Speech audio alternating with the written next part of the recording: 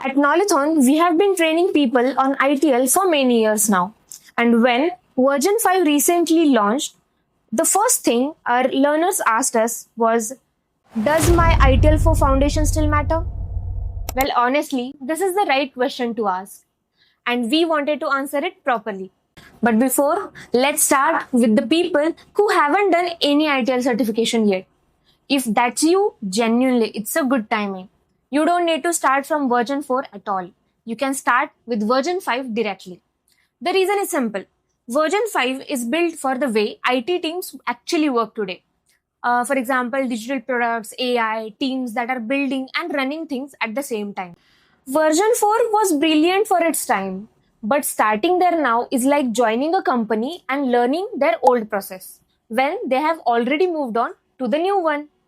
Just start with the latest. That's the basic logic, right? Now, for those of you who have already done or already have a ITL for Foundation certification, then let me be clear or let me clear your biggest doubt. Your certification is completely valid. Nobody is taking that away from you. But here is what we have noticed while training people through this transition. ITL 4 gave people a great language for managing services. Are things running? Are incidents being resolved? Or are we meeting the SLAs?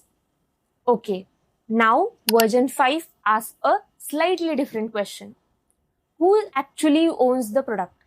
Then who is responsible to make it better and not just keep it alive?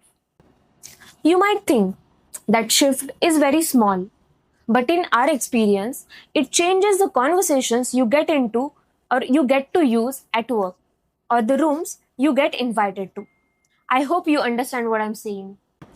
A few things that are genuinely new in version 5 that I think are worth knowing. The life cycle has gone from 6 activities to 8 stages. It now starts much earlier from understanding what the customer actually needs and goes all the way through to supporting them. Full circle. AI is now built into the framework. Not an option, not an add-on. There is a structured model for how humans and AI work together day by day, which honestly reflects what most of you are already dealing with at your jobs, right? Now, let's discuss about the ITL Foundation version 5 exam structure. Now, it has 40 questions, 60 minutes, 65% to pass.